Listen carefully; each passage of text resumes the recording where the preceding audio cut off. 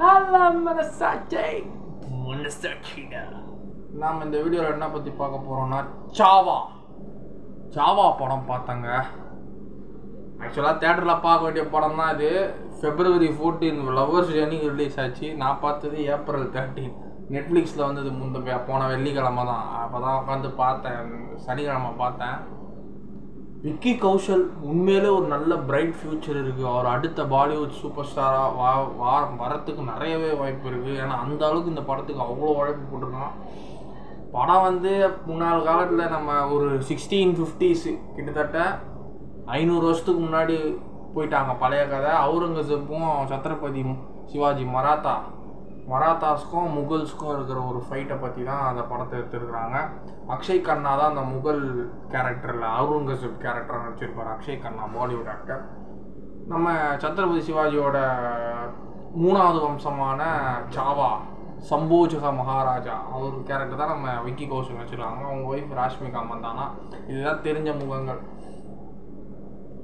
So மராத்தாஸை வந்து காக்கணும், அவுரங்கக்கிட்டேருந்து Mughal empire கிட்டேருந்து அதை காக்கணும். அதை பற்றி தான் பேசியிருக்கிறாங்க. 500 வருஷத்துக்கு பகை முன்னாடி கதை. அதை அப்படியே மையமாக வச்சு ஒரு பயோ மூவி தான் இது.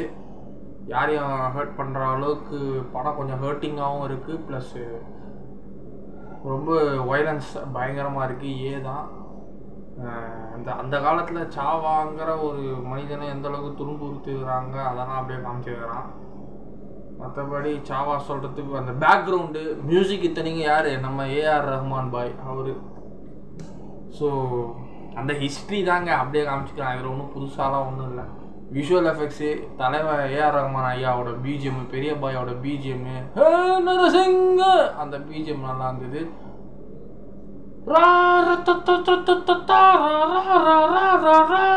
அந்த இது நல்லா இருந்தது. அந்த பிஜிஎம்லாம் நல்லா இருந்தது. அந்த ஃபைட் பேக்கு சிங்கத்தெல்லாம் ஏஐ வச்சு நல்லா பண்ணியிருந்தாங்க. ஒரு ஃபைட்டு சிங்கம் ஒரு சைடு ரைட் ஹேண்டில் சிங்கம், இந்த சைடில் நம்ம விக்கி கௌஷல் பாய் 2 பேரும் நல்லா பயங்கரமாக அந்த ஃபைட் சீன் ஒன்று வந்து நல்லா இருந்தது. அது ஒரு 5 நிமிஷம் இருந்தது. அந்த ஒரு ஃபைட் சீன் நல்லா இருந்தது.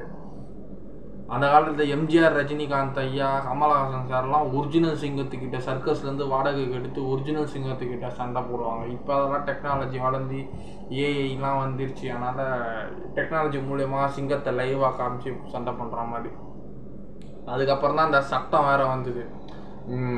விலங்குகளும் மனிதர்களை வைத்து விலங்குகள் வந்து துன்புறுத்தல் ஆக்டிவிட்டிஸ் எதுவும் பண்ணக்கூடாது. விலங்குக்கு பிடிக்காதது அதெல்லாம் பண்ணக்கூடாது. அவங்களுக்கு விலங்கை வச்சு துன்புறுத்தக்கூடாது. அதை நீ அடிமையாகக்கூடாதுன்னு ஒரு சட்டம் கொண்டு வந்தாங்க நம்ம டிஎம்கே கவர்மெண்ட். அதுக்கப்புறம் ஏடிஎம்கே கவர்மெண்ட் அதை கொண்டு வந்ததுனால டெக்னாலஜிலாம் வளர இப்போ அனிமல்ஸை வச்சு எதுவுமே உண்மையான அனிமல்ஸை வச்சு எதுவுமே ஷூட்டிங் பண்ணுறதில்ல மூவிஸ்க்கு. ஸோ அது நல்லா இருந்தது. அப்போல்லாம் இங்கே பாம்பே சர்க்கஸ், சென்னை சென்ட்ரல் இருக்குல்ல, நிறைய சர்க்கஸ் நடக்கும் வாரம். இப்போ அதெல்லாம் தான் ஸ்டார்ட் பண்ணிட்டான். ப்ராடு பேக் சீட்டில் நடக்கும் சர்க்கஸ் தான். இப்போ அதெல்லாம் கிடையாது. அதனால் இப்போ சாவா அந்த சீன் நல்லா இருந்தது. ராஷ்மிகா மந்தானாவோட அந்த ஆக்டிங் நல்லா இருந்தது. உண்மையாகவே ஹிந்தியில் டப் பண்ணியிருக்கிறாங்க. மற்றபடி அந்த முகல் எம்பையருக்கான போர் தொடருது. சாவா கட்சியில் இறந்துடுறாரு நம்ம விக்கி கௌஷல். அந்த போர் தொடங்கும்போது படம் முடிஞ்சிருச்சு. அவ்வளோதான், அவர் இறந்துடுறாரு. படம் அப்படியே க்ளோஸ் ஆகிடுது. இதே பாலிவுட்டில் இருக்கிறவங்க நார்த் இந்தியன்ஸில் படம், நான் அப்போவே இந்த படம் ஃபஸ்ட்டு வந்து ரிவ்யூ உடனே பார்த்தேன். அங்கே பாலிவுட் ஆடியன்ஸ் எல்லாம் படத்தை பார்த்துட்டு வந்து வெளியில் அழுகுறாங்க. எனக்கு ஒரு சில சைட்டில் லைட்டாக எமோஷன் வந்தது. ஆனால் ரொம்ப எமோஷன்ஸ் வரல. ஏன்னா அந்த கதையை தான் அப்படியே எடுத்துருக்குறாங்க. It's a biopic movie. Sir